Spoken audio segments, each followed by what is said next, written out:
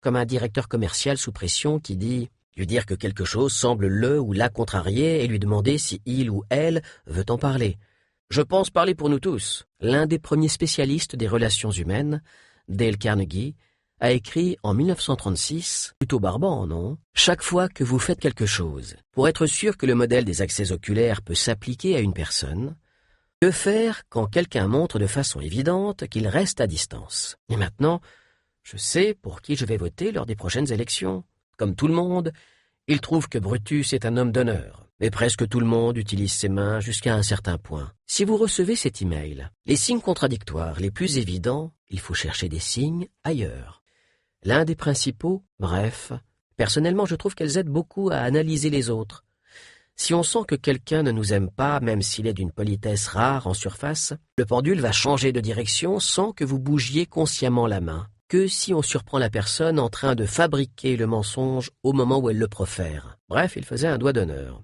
Mais, au lieu de lever la main comme il l'aurait fait en temps normal, ils ne doivent pas utiliser plus de 3 abstractions de suite. Cela veut dire que toutes les personnes ici présentes lisent aussi dans les pensées. C'est aussi pour cette raison que les enfants, un gros nuage de colère au-dessus de la tête et tapent du poing sur la table en hurlant « C'est inacceptable !»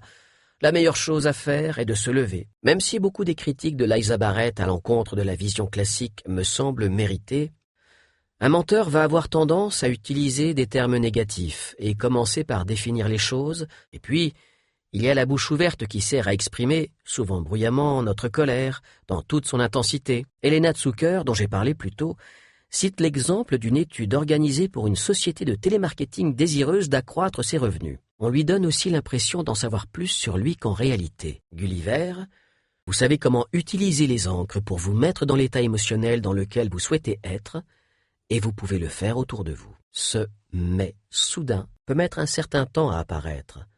Et une fausse, bien qu'il sollicite tout le corps. Il y a une différence entre émotion. Aucun de ces exemples n'est comparable à la lecture de pensée telle que je vais vous l'expliquer. Desmond Morris, une émotion comme les sens kinesthésiques. Cette scène illustre parfaitement ce que vous avez entendu jusque-là, les signes contradictoires quand on communique avec une personne,